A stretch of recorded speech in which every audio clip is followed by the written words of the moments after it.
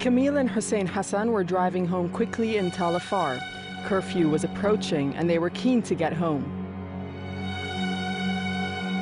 As they approached the checkpoint, a photographer filmed events.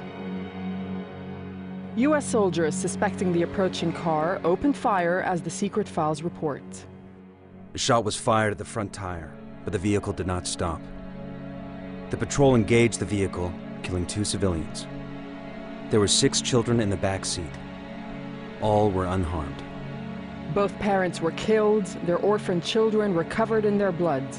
This shocking fatal incident turns out to be one of hundreds of so-called escalation of force deaths described in detail in the secret files.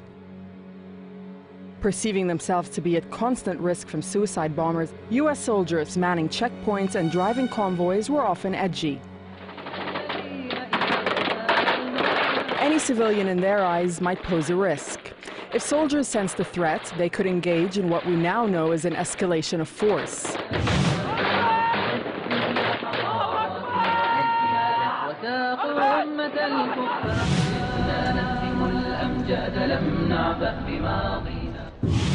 Hand signals, flashing lights, and warning shots were all supposed to be used. Most escalations ended harmlessly. The files record almost 14,000 incidents across Iraq, but in some cases, people died. The American reports claim their procedures were carried out every time. Videos posted on the internet by soldiers suggest a far more cavalier and reckless approach to Iraqi lives by some.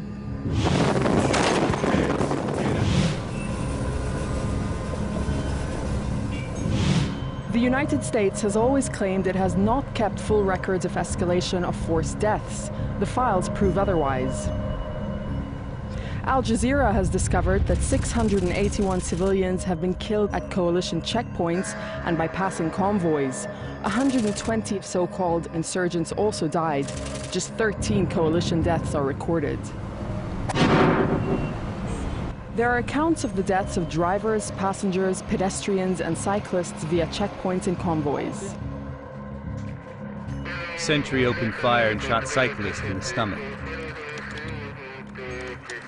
Bullet ricochets and hits one local national, 9-year-old girl.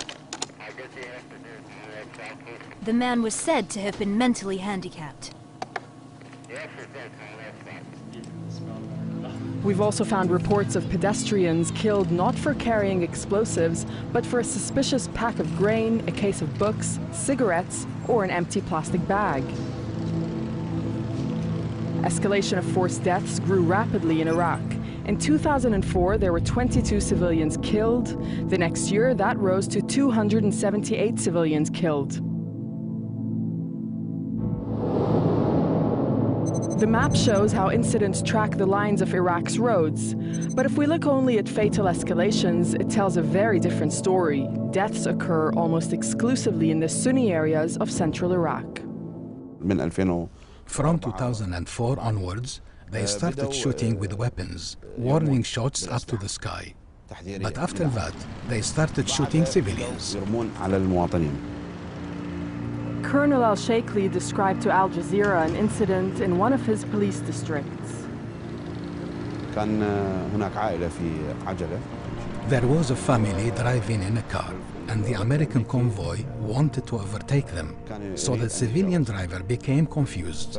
He was an older man, and he didn't know whether to move left or right. And so the car was shot at and burned to the ground with the family inside. In 2006, the US military began to change its rules on escalations of force, worried about the impact of so many civilian deaths. Death rates did drop, but many more were still to die. Confusion or a simple mistake could have deadly consequences. 75-year-old Kakarish Ali Khalid died at a US roadblock in Kirkuk in January 2007. His nephew, Karzan Shirabiani, is a London-based filmmaker. Trying to find out why the Americans killed his uncle, he went to Kirkuk in search of answers. The Americans refused to speak to him about what happened. I was lucky enough to have witnesses. He was shot dead by Americans at a checkpoint. Kakarash is one of the 681 civilians whose killing is detailed in the secret files. The gunner waved his hands, yelled, and showed his weapon with intent to use it. When the vehicle was 75 meters from location, the gunner fired a second burst of 9 rounds. Local national exited the car and walked approximately 10 meters and laid on the ground. Al Jazeera showed Karzan the coalition report the first time he was able to see the American version of events. It contradicts what witnesses told him about his uncle's death. I just don't need to carry on reading this because this is completely in contrast to the eyewitness. For what they have seen here, it says they have shot 5 shots and the cars carried on moving into their direction, but that is not what the eyewitnesses told me. That the minute they shot the first shot, my uncle stopped and turned the car around and they carried on shooting. He was shot probably with a stray of bullets. I counted myself about 86. For Karzan, the document drives the point that those responsible for escalation of forced deaths must be brought to justice. If they are not responsible now for these killings, tomorrow they will do it again and again and again. Hundreds of families across Iraq should now be able to learn about the days on which their loved ones were gunned down in escalations of force.